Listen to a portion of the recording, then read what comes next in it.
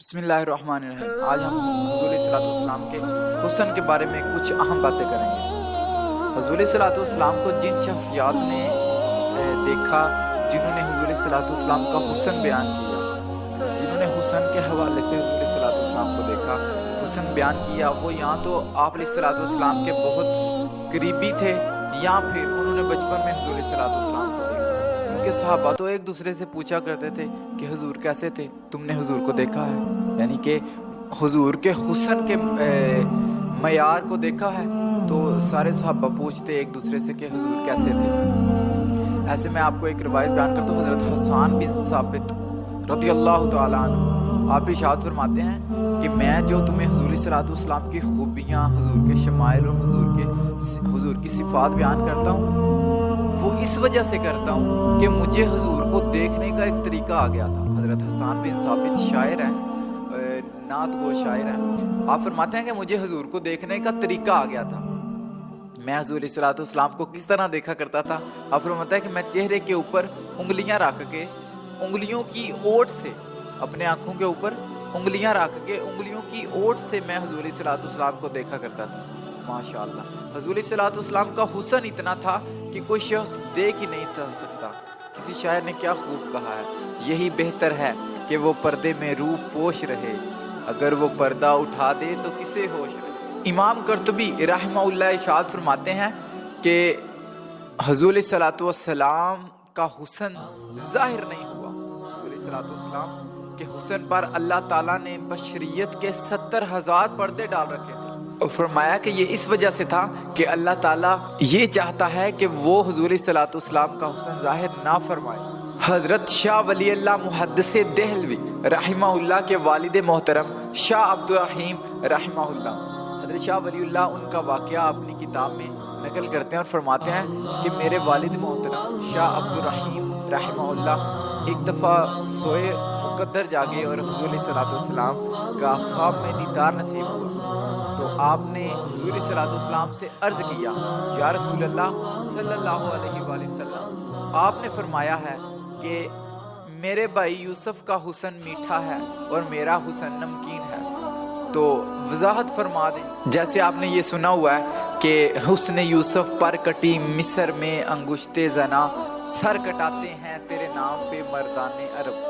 یعنی کہ مصر میں جب حضرت یوسف علیہ السلام کو عورتوں نے دیکھا تو انہوں نے اپنی انگلیاں کاٹ لیں، لیکن یہاں حضور صلی اللہ علیہ وسلم کی بارگاہ میں بظاہر ایسا کوئی معاملہ نہیں ہوا، لیکن شاعر کیا ہو فرما رہا ہے؟ شاعر کہتا ہے مصر میں حسن یوسف پر کٹی، مصر میں انگشتے زنا، سر کٹاتے ہیں، ادھر انگلیاں کٹی ادھر سر کٹے جا رہے ہیں، سر کٹاتے ہیں تیرے نام پہ، ادھر حضرت یوسف کو دیکھا ہے ادھر دیکھا نہیں، صرف حضور کے نام پہ سر کٹائے جا رہے ہیں۔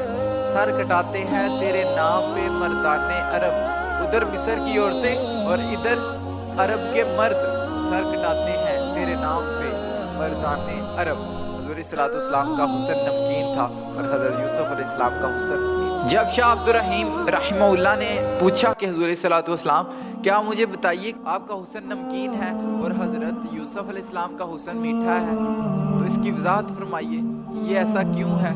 تو حضور صلی اللہ علیہ وسلم نے ارشاد فرمایا کہ اللہ تعالیٰ نے غیرت محبت کی وجہ سے میرے حسن پر 70,000 پردے ڈال رکھے۔ اللہ تعالیٰ نے غیرت محبت کی وجہ سے میرے حسن کو لوگوں کی نظروں سے چھپا رکھا ہے۔ کوئی محب بھی نہیں چاہتا کہ اس کے محبوب کو کوئی دیکھے، کوئی محب بھی نہیں چاہتا کہ اس کے محبوب کو کوئی دیکھے۔ امام حسن رضا خاں، امام احمد رضا خاں رحمہ اللہ کے بھائی شعر ایک بڑے پیارے اور خوبصورت انداز میں بیان فرماتے ہیں کہ اگر وہ جلوہ کریں کون تماشائی ہو، جب وہ اپنا حسن دکھائیں تو پھر کس کی تاب ہے، کس کی اتنی ہمت ہے کہ وہ حسن دیکھ سکے؟ کسی میں اتنی ہمت نہیں ہے کہ حضور صلی اللہ علیہ وسلم کے حسن کو دیکھ سکے۔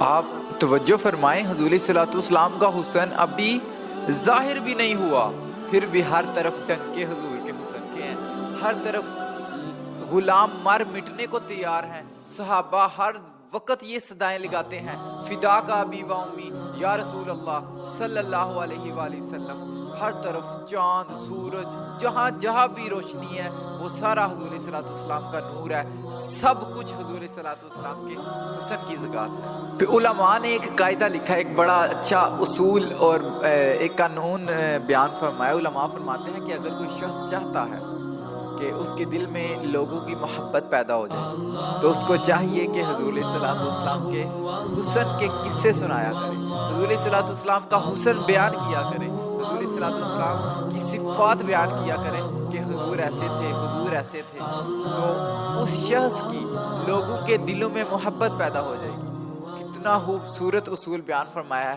تو اس سے بڑھ کر کسی بندہ مومن کے لیے کیا ہو سکتا ہے کہ وہ اپنے پیارے نبی صلی اللہ علیہ وآلہ وسلم کا حسن بیان فرمائے۔ حضرت جابر بن سمرہ رضی اللہ تعالیٰ عنہ ارشاد فرماتے ہیں 14ویں رات کی چاند تھی، چاند بڑی آب و تاب سے چمک رہا تھا، حضور صلی اللہ علیہ وسلم ایک یمنی چادر لیے آرام فرما رہے تھے۔ آپ فرماتے ہیں کہ میں پاس ہی کھڑا تھا، میں کبھی چاند کو دیکھتا اور کبھی حضور صلی اللہ علیہ وسلم کے چہرے پہ نگاہ ڈالتا۔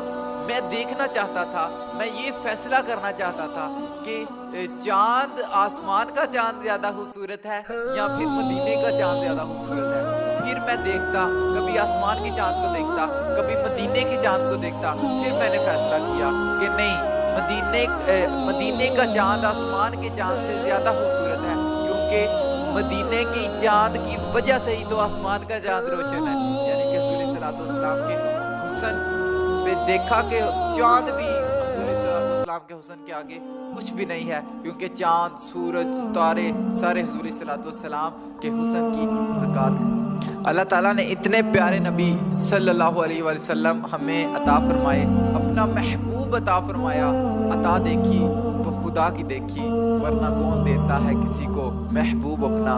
کوئی شخص کسی کو اپنا محبوب نہیں دیکھتا۔ حضور صلی اللہ علیہ وسلم کا کرم، حضور صلی اللہ علیہ وسلم کی رحمت۔ ایک شاعر ارشاد فرماتے ہیں، وہ کہتے ہیں کہ وہ دو جہاں کی رحمت تھے، جہاں چاہتے وہاں رہتے، یہ تو ان کی مہربانی کہ یہ عالم پسند آیا۔ حضور صلی اللہ علیہ وسلم اتنے حسین و جمیل تھے، اور ایسا حسین و جمیل نبی نہ آیا نہ کبھی آئے گا۔ حضور صلی اللہ علیہ وسلم آخری نبی ہیں۔ حضور صلی اللہ علیہ وسلم نے ارشاد فرمایا لا نبی بعدی، میرے بعد کوئی نبی نہیں، میں انا خاتم النبیین، اور میں آخری نبی ہوں۔ حضور صلی اللہ علیہ وسلم اتنے خوبصورت نبی آئیں، ہم سب مل کر یہ ارادہ کرتے ہیں کہ جو اتنا خوبصورت صادق اور امین نبی ہمیں ملا، ہم اس کی اطاعت میں اپنی زندگی بسر کریں گے اور اس کی فرما برداری میں اپنی زندگی گزاریں گے۔